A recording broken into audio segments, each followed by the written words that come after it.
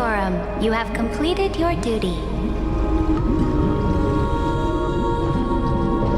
A new dawn is about to rise. Why not swim towards it?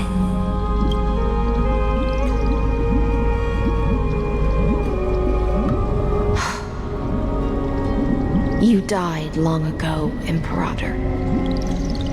Depart from my mind. But your duty towards the Imperator did not die with me. That duty will bind you no more. You will be able to hold for yourself one grandiose feast after another in the endless days to come. So go.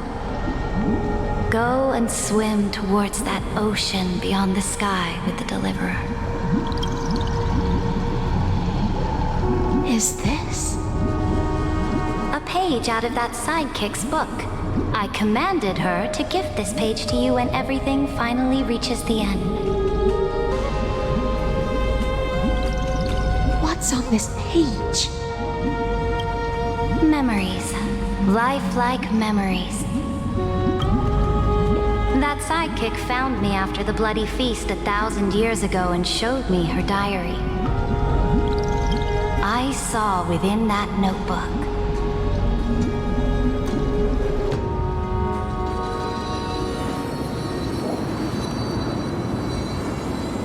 Is this that Deliverer's experience? It's truly immersive. People beyond the sky apparently utilize this power to seal past scenery into crystals they call light cones. But I only know so much about the remembrance, so I can't completely replicate the past. But I'll do my best to talk about the missing parts. I'm all ears. Go on then. Do your best. But if your chatter gets too boring, or if I deem it offensive, then law will become forever beyond your reach. Got it. I'm sure you'll find this to your liking. After all, it's human nature to want to embark on a journey into the unknown.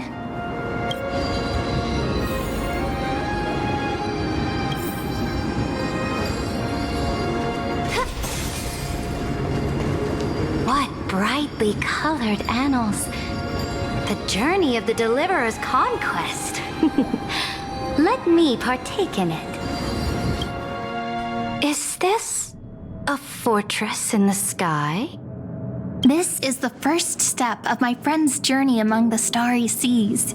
This place is called the Herta Space Station. Just think of it as a supersized grove of Epiphany.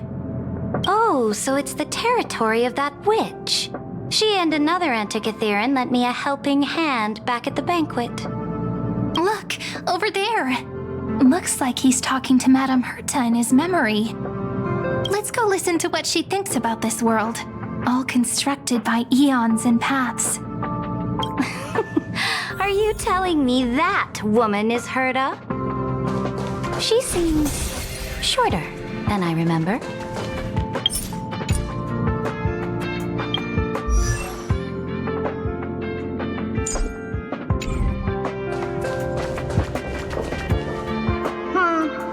Pretty nice space station, huh?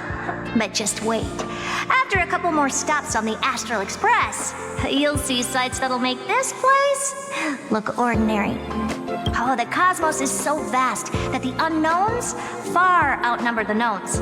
But none of them will end up being anything amazing. The farther you go, the more you'll understand what I mean. So do your best with the nameless. Break a leg! And remember to send an update or two to Asta when you've got some downtime. She certainly shares my way of thinking. Only that instead of a conquest through blood and fire, they chose a gentler path. People call Madame Herta and Mr. Screwlum geniuses.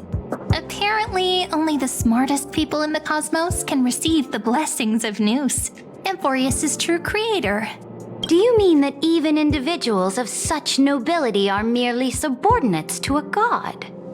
On the contrary, after all, it was the very first of them who created the god. But I don't really know all the details about that. You might be able to ask Madame Herta herself when you get the chance. Let's go check out some other worlds next, shall we?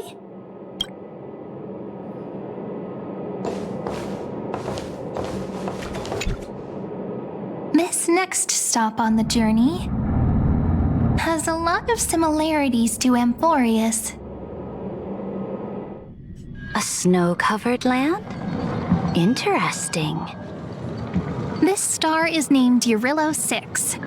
That name sounds so cold. Belobog sounds better. The girl we see here holds a similar station to you, Imperator. She's the supreme guardian of this world, a leader who took up the mantle of government during a disaster.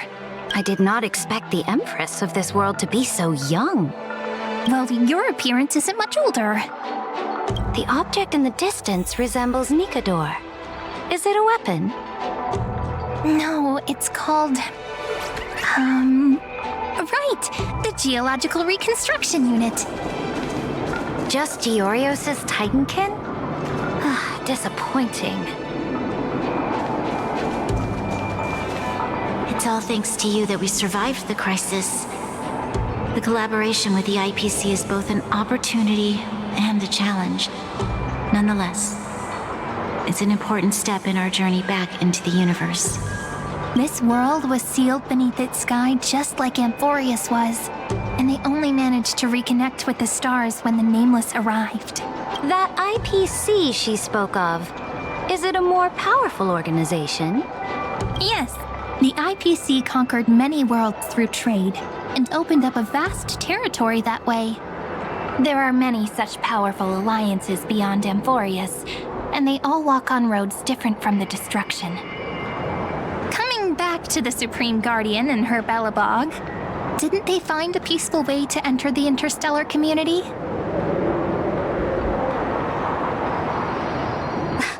That cannot be true. That IPC would never have grown so big on trade alone. It may pretend to be a wealthy merchant with clean hands, but I am willing to bet that it grew fat on gory oppression and bloodshed. Its path of conquest must have had no mercy for the weak and would have destroyed them if needed. Are you telling me that this snowland never thought about tossing its dignity to the wind and kneeling to the IPC? I will not believe it. I will never allow the Imperator's empire to be sullied by others. Amphorius must become a power so strong that no interstellar foreigner would dare to look down upon us.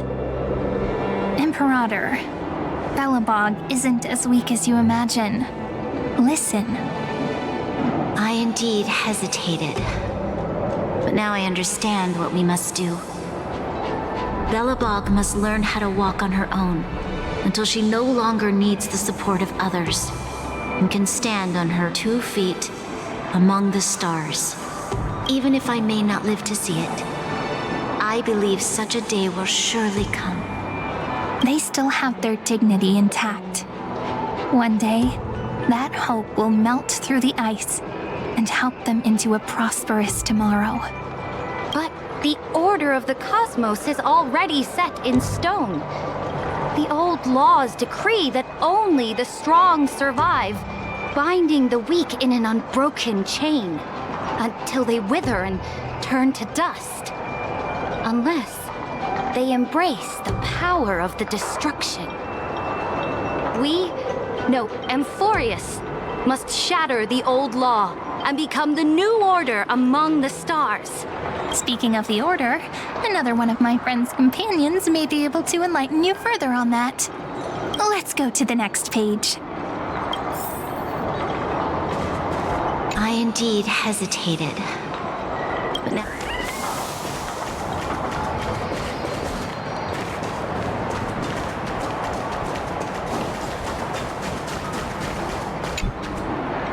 This next world is a nation of dreams. The first time I heard about that place, I didn't even know what to think. Such opulence does indeed evoke astonishment. This world is called Penacony, an eternal city built upon a land of dreams. It It's also my friend's previous stop, where they went through a risky but exciting adventure. Tell me about it then. That man standing afar has wings on his head. I am truly curious.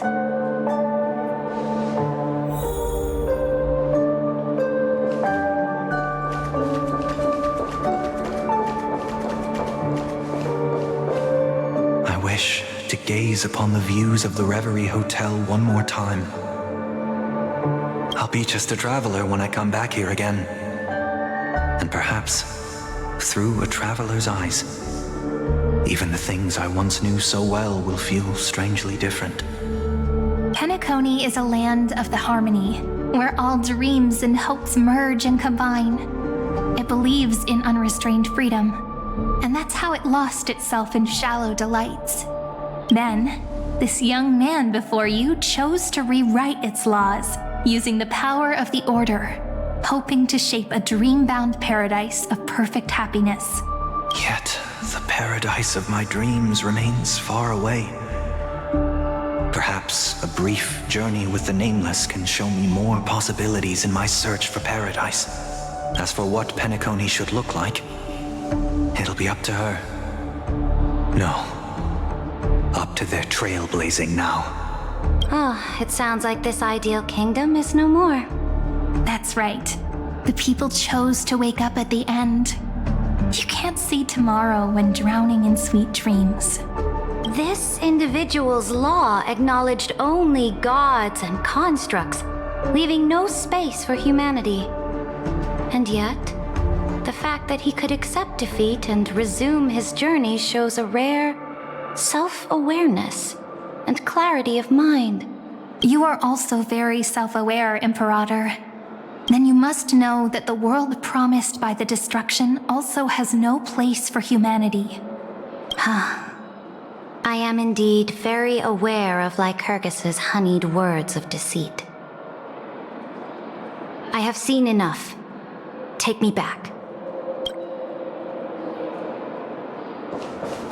As for what Penacony should look like,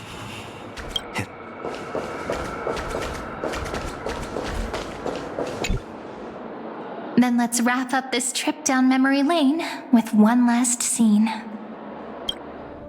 This absolute wonder. Isn't it pretty? That's our Emporius. Our world flows and meanders in this endless band of light. Though we were born from the designs of the gods and are not yet truly alive, the Chrysos heirs of Emporius still chose to stand against fate and carved a legend no different from that of humankind. Will you really renounce the heroes in this world's previous 30 million cycles, Imperator? Including even yourself. Will you bow to brutal destiny and allow that puppet master named the destruction to have their wish? I know what you want to do, sidekick. You want to use that deliverer's memories to influence me and tilt the scales of law toward him and the two geniuses. You really saw right through me, Imperator. How can one rule an empire if one is incapable of understanding people's minds? I have decided on Law's final destination. However, before I move my next chess piece, before we go on, tell me this, sidekick. Throughout his trailblaze, was there ever a memory of the ocean?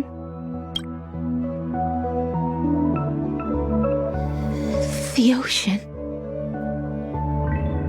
My cradle. My home.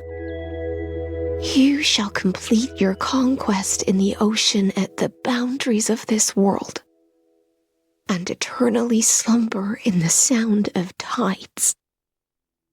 You shall eternally slumber in the sound of tides, and complete your conquest in the ocean at the boundaries of this world. Our prophecies aligned as flawlessly as a sea snake circling upon itself. An elegant loop, like a joyful hymn, like the circulating ocean current, like our two fates. like Amphorius itself.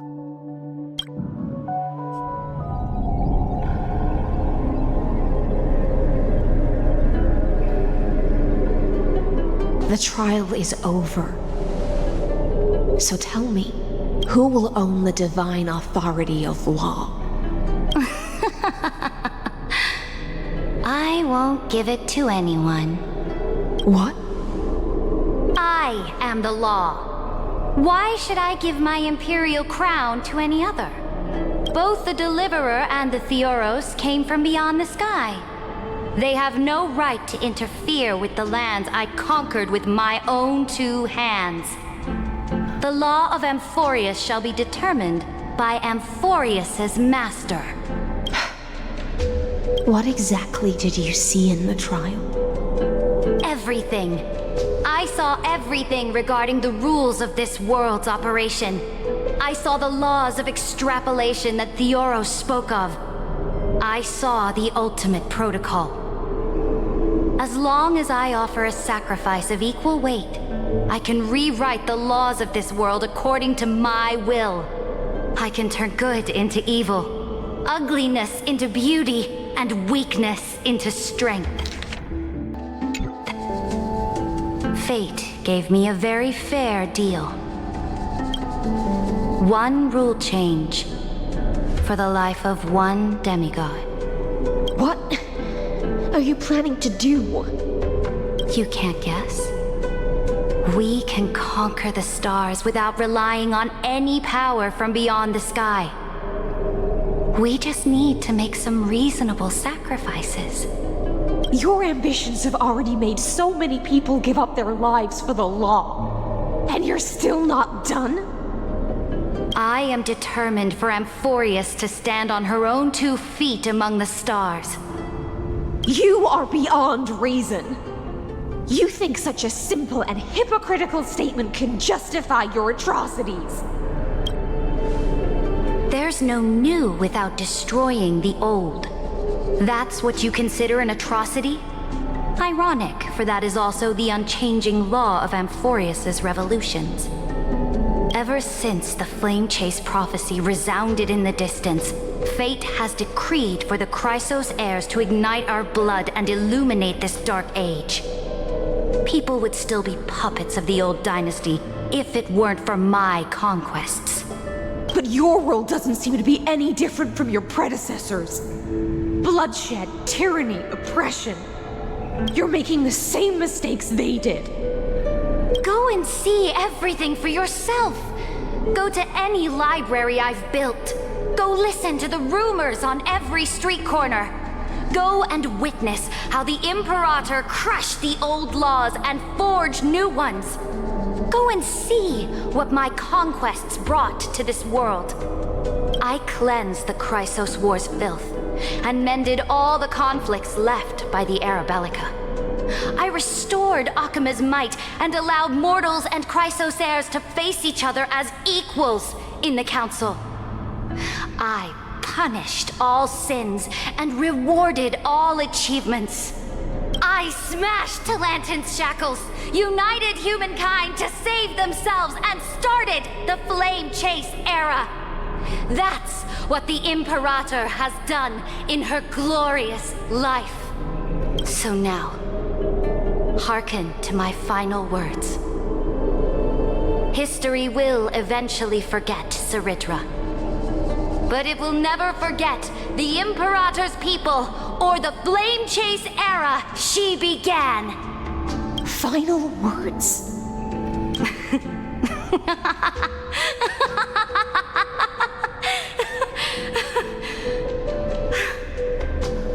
Amphorius is about to be destroyed. There's no time left for pointless debates. There is only one law I want to overturn to aid the final battle of deliverance.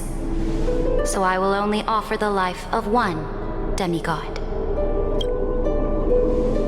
In the name of the Imperator, I command you one last time, Electra. Either sacrifice yourself for conquest, or pierce this tyrant's chest with your sword. Thus, the Imperator concluded her final speech. At the end of her life, at the last moment before she stepped onto the altar, she gave her most loyal subject the choice to decide fate, just as she promised her compatriots before her very first campaign. My blood flows in you now. Heroic compatriots, follow me, and we'll seize fate's reins! The Imperator fell. Some say that the Dux Gladiorum turned traitor and killed her liege. Some say that she imprisoned the tyrant in a shallow pond of water, then left. Which meant the Imperator had to kill herself to rewrite the law. There are countless stories about her death. All we can be sure of is when the knight left the vortex, the Imperator was still mumbling about their past conquests together, the beginning and the end of her existence. Imperator, wait! How could someone of your status come to the front lines? Let me be the flag bearer! The troops defending the pass to the west of the grove, have they surrendered? They ran as quickly as they could when they heard your name. The Golden Cocoon Pass is now in the First Legion's hands. Good. What about the Delosian militia? The Third Legion set fire to the mountains and flattened everything west of the basin. They just need a few more days. That is enough. We cannot afford to miss an opportunity for victory. Lastly, how many Ladonian cannons are left? They are no more. The Second and Fourth Legions have destroyed them all. Very good.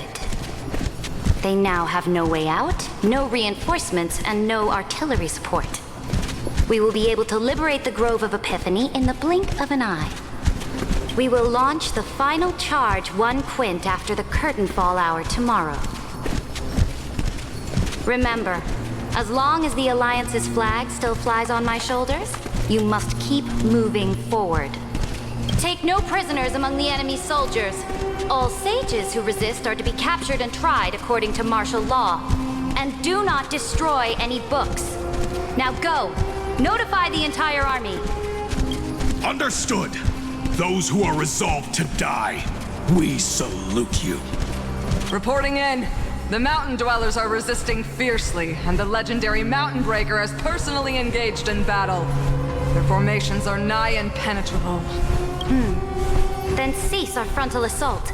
Send scouts to all legions and tell them to retreat into the Tritos Plains before the parting hour.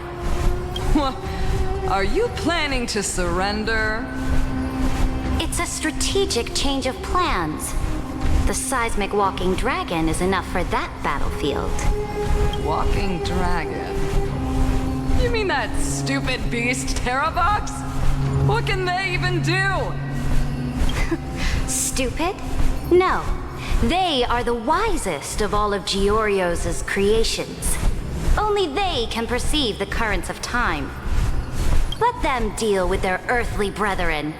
We will advance and take the lead in defeating what remains of our enemy.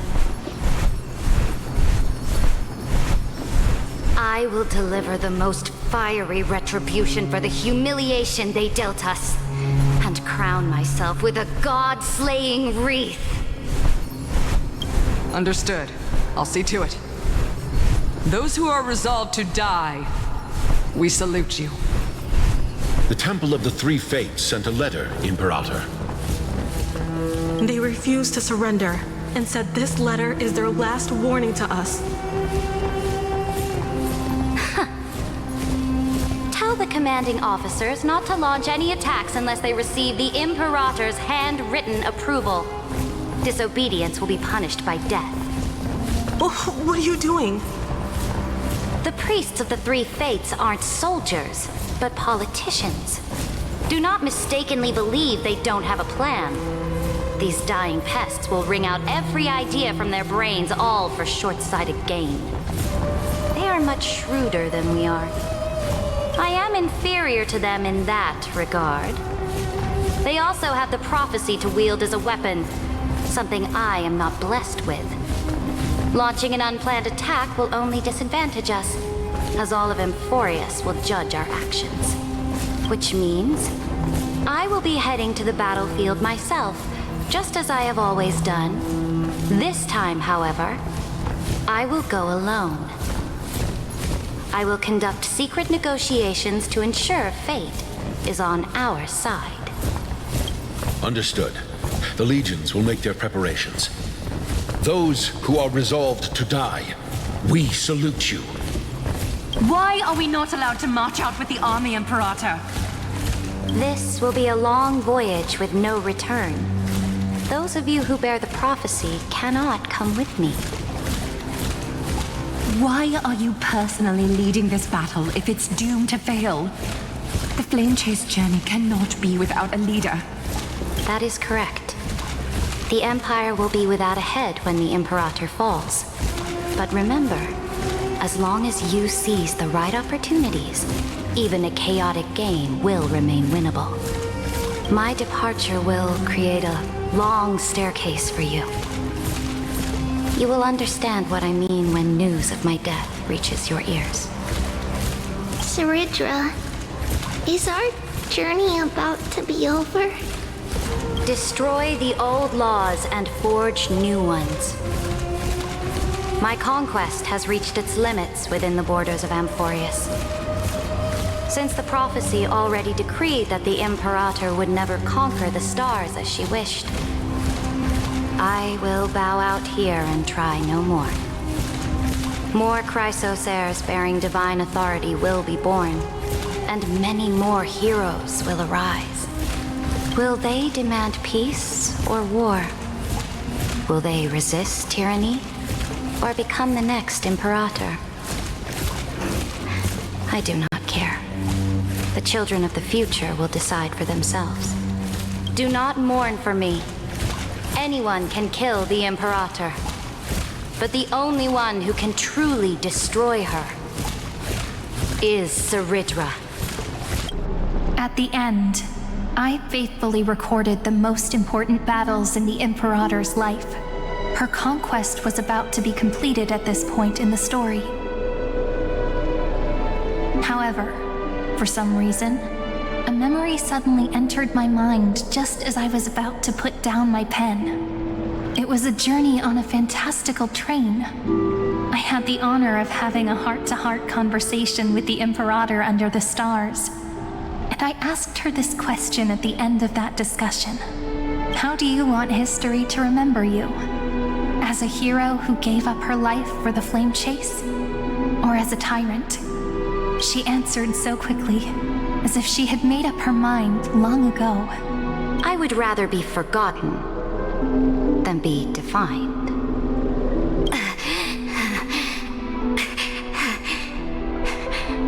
Because the law can be neither eternal nor unchallenged.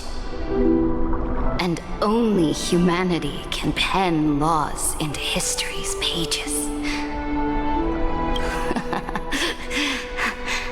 Now, I have shattered the greatest law of Amphorius. The game is nearing its end. Dux Gladiorum. Even though you killed the Imperator in the previous 30 million cycles, this time, you finally found your own law. Then, High Sealants, Electra.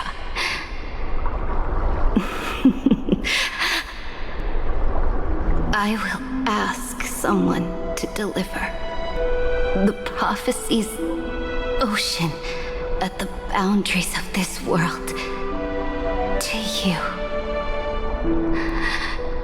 Will you choose to swim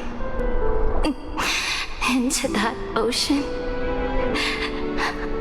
I do not care. Do not care.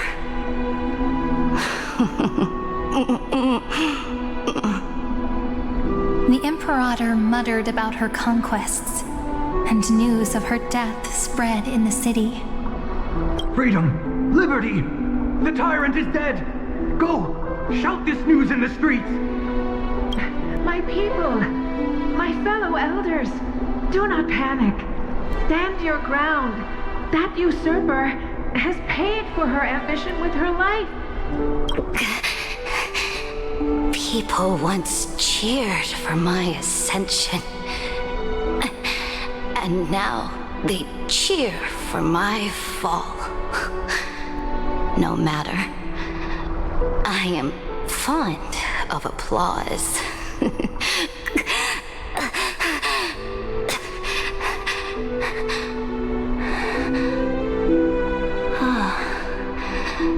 I see the cosmos, the battlefield that I cannot reach. I will return in the next cycle. The stars will hear my legion's war drums. Hear the great name of the Imperator. Hear Florius's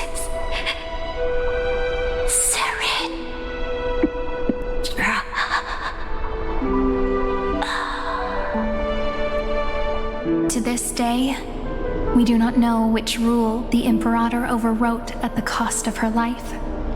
Perhaps the truth will only be revealed at the moment of checkmate, just like every chess game she ever played. We only know her death inflamed Akama. On one side of the city, those who defended liberty toppled her statues to the ground. On the other side, her supporters put themselves between the masses and her monuments, declaring loudly that the sovereign is still among the people. It is said that golden blood congealed into the same letters everywhere they fought. It was the name borne by Akama's first and final sovereign, the Imperator Saridra. But the one who bore that name did not see any of this. Her gaze was cast far away, and the sound of tides in her ears drowned out the people's cries. What was the Imperator thinking about in that prophesized ocean at the boundaries of this world? In that shallow puddle of stagnant water? Was she reminiscing about her past conquests? Or repenting for the millions killed for the flame chase? It was neither. The Imperator only saw how the surface of the water gleamed like that crude chessboard, dissected by light and shadow in the afternoon when her teacher played against her for the first time. Look at this chessboard. What do the pieces look like? They are strangely beautiful. They look like the stars in the night sky ablaze.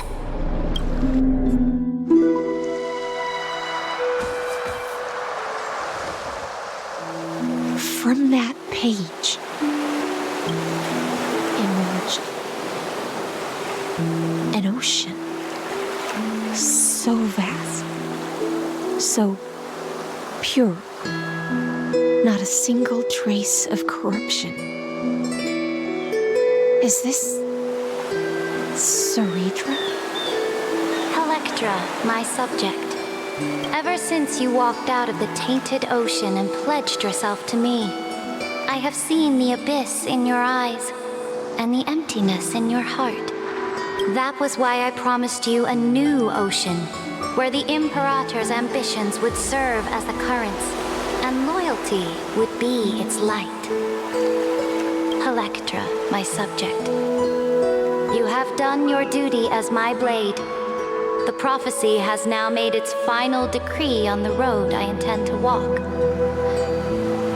My conquest is doomed to never reach the stars. But the Imperator never makes empty promises. So take this memory, this ocean, beyond the sky, as witnessed by the Deliverer. This is the final gift that the Imperator can leave for her subject.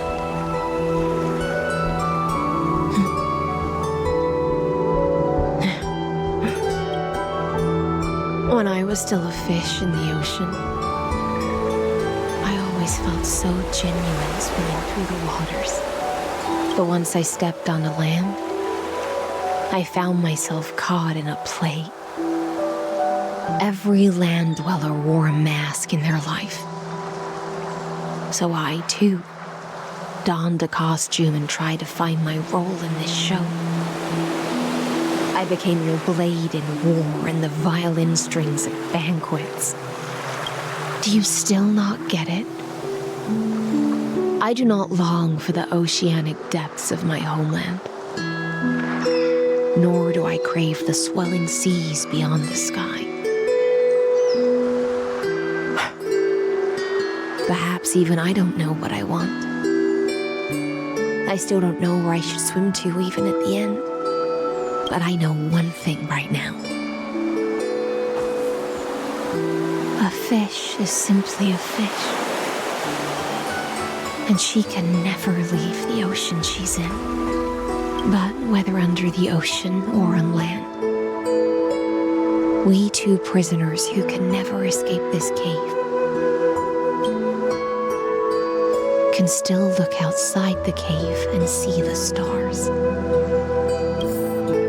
I have to admit, the 12-factor simulation of life in this experiment has far exceeded my expectations. Make your choice then, Senior Society member. Do you want to keep walking down the wrong path and be remembered for your incorrect conclusions? Or do you want to return to the audience's seat and give yourself, Amphorius, and the entire cosmos a more fitting end? I must refuse. A dead man never fears death. Did I not make myself clear? Have you forgotten about our dear Lord of Silence? You wouldn't want her to consider your 8 other clones as cancers within the erudition and chop them all up, would you? Your logical deductions are vastly different from mine. Therefore, allow me to provide one more academic recommendation. Listen, my peers. Why don't you look beyond this world? Just as the Chrysoseirs did. Re-evaluate your calculations and take into account all enemies in the upcoming war among the eons. Amphorius is not a place where 3 paths entangle, but where 3 paths fight to the death. You used Memoria to resist me, but did you not consider the possibility that the Remembrance and their children might have taken this opportunity to join the fray as well?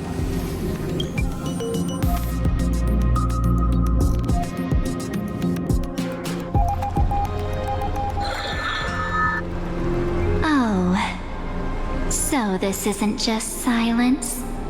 It's the answer. What was the last thing he said to you before you parted the waters at the Scale Gorge waterscape? A tricky question, but one with a simple answer. He didn't say anything back then, right?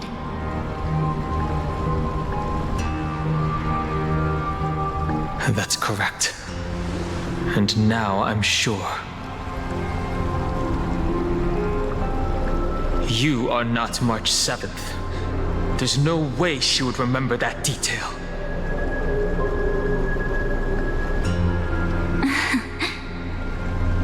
I'll only warn you once. Leave her body now. How impulsive. That's not like you at all.